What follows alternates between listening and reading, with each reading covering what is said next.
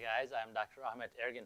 I'm a physician, I'm an endocrinologist, and a diabetes education specialist. Now, finally, I am talking about the Mediterranean diet because you guys asked for it. I'm telling you that this diet is the best diabetic diet, even better than the keto diet. This video will help your diabetes and help you live a longer, fuller life with less inflammatory disorders and heart problems while eating the delicious food. Please remember to subscribe, click on the notification bell, and share with others before we dive into it. Remember to ask and write comments. We will try to reply as many questions as possible. Let's get started. So, what is the Mediterranean diet? In this video, I will tell you what the Mediterranean diet is, why it is so good for your health and diabetes. Finally, we will talk about the specifics in terms of what to eat and what not to eat in this diet. The Mediterranean diet is more of a lifestyle rather than a proportionate strict diet. It is mostly a plant-based diet that prioritizes the whole grain, the vegetables, fruits, the legumes, and the unsaturated fats. This diet was announced as the best diet for healthy eating for like third year in a row. Can you believe that? I want to stress the unsaturated fat part because that makes the world's biggest difference in this diet. It separates Mediterranean diet from the keto diet. Unfortunately, in the keto diet, people end up eating many unhealthy fats that do not do any favor for them except for short-term weight loss. I'm sure now you're asking, what makes the Mediterranean diet so useful and popular, right? I agree. Let's look into it. Mediterranean diet became famous after researchers uncovered an interesting finding between the two world populations. Overall fat intake in the Crete population, is an island in Greece, was very similar to people living in Finland, which was approximately around 40% of total energy intake is kind of fat. Now, Crete population had an approximately 30-fold lower rate of heart disease. How's that? Does the fat matter? What kind of fat they matter? Absolutely. High consumption of omega-3 fatty acids, which is mostly found in fish, as well as mono and polyunsaturated fats, such as extra virgin olive oil, are your best friend.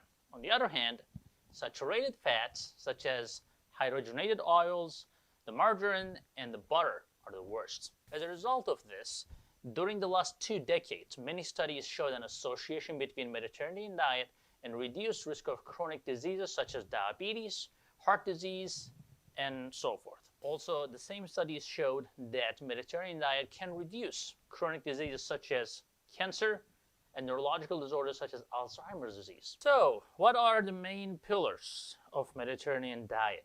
Well, the foundation of Mediterranean diet is vegetables, fruits, herbs, nuts, beans, and whole grains. Of course, seafood and extra virgin olive oil. Meals are built around these plant-based foods. Moderate amounts of dairy, poultry, and eggs are okay, and the red meat is the least popular thing in this Mediterranean diet. Now, it is only allowed maybe twice a month, but when it comes to red meat though, the cow is the least popular animal for the red meat. And we'll explain why shortly. So what are the popular vegetables then, right? So I think sticking to a non-starchy vegetable group is best for my diabetic patient, mostly regular or, occasional sweet potato, but that's the worst case scenario. I would mostly recommend dark leafy greens such as kale, beet greens, Brussels sprouts, mustard greens, collard greens, artichokes, beets. Broccoli is good, cucumber is great, eggplant, mushrooms, radishes, they're all delicious things, right? And of course, onions. So why the extra virgin olive oil is so valuable? What's the point, right? So why is the olive oil is so important? Well, it's the primary source of fat in the Mediterranean diet. So olive oil produces monounsaturated fats, which has been found to lower total cholesterol, as well as your LDL, which is your bad cholesterol. So you're eating fat, your cholesterol goes down with the extra virgin olive oil. So it's been recognized as monounsaturated fatty acids found in extra virgin olive oil, as well as polyunsaturated fatty acids found in the fish, contributed to the beneficial effects of that Mediterranean diet and then the risk reduction in that crete population that we just discussed recently. And they're eating, remember, they're eating 40% fat in their diet and mostly extra virgin olive oil. And their cardiovascular risk and diabetes risk is very low. So what's the key takeaway here? So replace your butter and margarine with healthy oils such as olive oil, canola oil. Use these oils for cooking, and you can lightly spread the olive oil on some whole grain breads. Be careful though, as a diabetic. And then fish is very important, right? So in Spain, consumption of fish is approximately 4 times greater than what we consume in the United States. Does it tell you something? Unfortunately, most commonly used oil in the United States is soybean oil, which is rich in omega-6 fatty acids. On the other hand, the Mediterranean populations tend to consume a larger amount of polyunsaturated fatty acids of marine origin, which is rich in omega-3 fatty acids. And of course, scientists believe that the omega-6 is mainly a pro-inflammatory, inflammation-inducing. And on the other hand, omega-3 is anti-inflammatory. So you can figure the rest. Now, let's talk about nuts a little bit. Higher intakes of nuts and extra virgin olive oil has been found scientifically to lower type 2 diabetes risk. So munch on nuts when you're bored instead of chips and buttered popcorns and so forth. Nuts and seeds are also contain a lot of monounsaturated fats. Now remember the word minimally processed. The essence of Mediterranean diet is minimally processed foods such as fresh vegetables and fruits. Vital, you have to consume 3 to 5 times a day. These are consumed as desserts in the Mediterranean diet, the fruits and so forth. So, of course, you have to watch for high glycemic index fruits such as grapes and melons and so forth. As long as you're having small portions of it, it should not give you a huge problem even if you're diabetic. So there is no room for pastry or bakery products or ice cream or any processed desserts in Mediterranean diet unless they are made from whole grains or multigrains, etc. So what about the animal meat? So this is for you, steak and potato people. This is for you. Red meat should be consumed not more than twice a month. Now, hold on. Don't go anywhere yet. Yeah, I'm not done. I was just going to tell you that not every red meat is the same. So in Mediterranean countries, red meats are mainly from goats and sheep, which provide a higher content of medium chain fatty acids that are much less risky than the long chain fatty acids that are found in the red meat from cows. So you may want to get a little taste for sheep and goat if you really want to stick to your red meat. Now, dairy fans, you can relax. Low to moderate amount of dairy is okay. Also remember that the higher levels of medium chain fatty acids, which are the good fatty acids or less risky fatty acids found in the goat and sheep versus the cow's milk, which is rich in long chain fatty acids. So it's not surprisingly, the Mediterranean countries, in those countries, they don't necessarily drink milk. They process those milk into yogurt and cheese, and they consume in that regard even butter. And then they always use sheep and goat milk to do that. So it's a wise idea to generally stay away from milk, especially if the milk is whole milk from a cow's milk. And stick to your yogurt and cheese, at least during the process. Some of the fatty chains convert into medium chain fatty acids, which is better. But the best thing you can do is sticking to dairy made from sheep milk or goat milk. To recap, the main components of the Mediterranean diet include the daily vegetables and fruits, whole grains, if you're going to have grain or flour, healthy fats, mostly from fish, poultry is fine, extra virgin olive oil, limit your red meat intake. Of course, the sweets are going to be your fruits, not necessarily desserts like processed desserts. Nuts are great snacks. Olive oil is your primary fat, and canola oil is acceptable. And then low to moderate amount of dairy intake, especially from goat and sheep. Alcohol can be consumed in the form of like a wine in the low to moderate amount, such as 1 to 2 glasses a night. Herbs and spices are favored instead of salt, and you can have as much protein as you want as long as they're not high in saturated fats like skinless chicken, beans, nuts.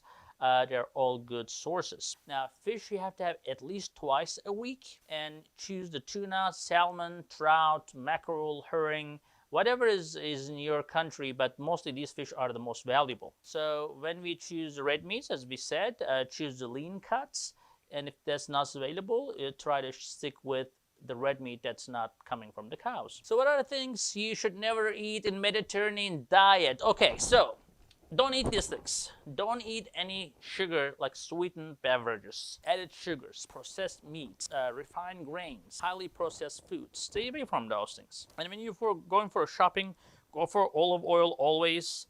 You can do fresh fruits and vegetables as much as you like. The dark leafy greens such as kale, beet, greens, mustards, you name it, collard greens and da da da da da. Lentils, I love lentil soup. That's amazing. I mean, I have it at least once a week. Other vegetables in that region is artichokes, beets. Oh my God, beets is so good for your blood pressure. is unbelievable, and the energy. Broccoli, cucumber, eggplants, my favorite. Mushrooms, radishes, onions. Onions has to be pretty much in every meal, in my opinion. So fish is extremely important. Stick with, again, try to buy mackerel, herring, sardines, albacore tuna, salmon, lake trout. They're all good. They're all rich in omega-3 fatty acids. Now you can use farro instead of rice because it's also a very nice nutty grain that can replace your rice, and also you can use bulgur, B-U-L-G-U-R. That's also a correct wheat. You can make a pilaf off of that, and couscous is okay. And those kind of things are okay as long as you keep a portion control. When shopping for whole grains, look for the term whole, right? Whole grain at the front of the package. And the ingredient list, it should be the first ingredient listed. When it comes to legumes, one of the most prevalent pulses in Mediterranean cuisine is the chickpea, which is whipped into generally hummus and falafel, and they toast into salads and so forth. Lentils are commonly used in soups or stews. They're super tasty. It can give you a lot of fiber and protein. These lentils are very mighty legumes.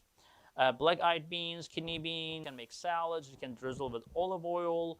You can do some lemon on top of it, and nuts and seeds are as your best snacks, basically. So you need to really, really plan for it. When you're shopping especially. And the common condiment on the coastline of the Mediterranean Sea is the tahini, which I love, made from ground sesame seeds, mostly famously used in the hummus as well. It's a very versatile condiment. You can make salad dressing and so forth. You can make sauces, dressings, you can spoon over the roasted veggies, and you name it. And the canned tomatoes are good, whole, diced, stewed, whatever. Tomatoes are a good source of vegetable. It's also actually a fruit, but it's used in most Mediterranean dishes. Again, the Greek yogurt, your cheeses that are not made from cow milk is great. There are a couple foods you should, again, never eat. Never touch soda, never touch candies, ice cream, table sugar, white bread, pasta, and anything that's made from a refined wheat. Just don't touch it. There are a lot of trans fats in margarine, and like a lot of stuff that's made from soybeans and cottonseed oil and so forth. These are all refined oils, so you have to stay away from those things. Again, the sausages, hot dogs. Oh God, I can't even eat those things anymore. So these are highly processed, and try to look for the low-fat things if you are going to have that, red meat and so forth. But guys, we're gonna come up with some recipes for you. Make sure you subscribe, and make sure you turn on the notification so you do not miss any of our videos. As you know, we are processing and publishing 3 videos a week. So I hope that's helpful for you. We'll see you in the next video.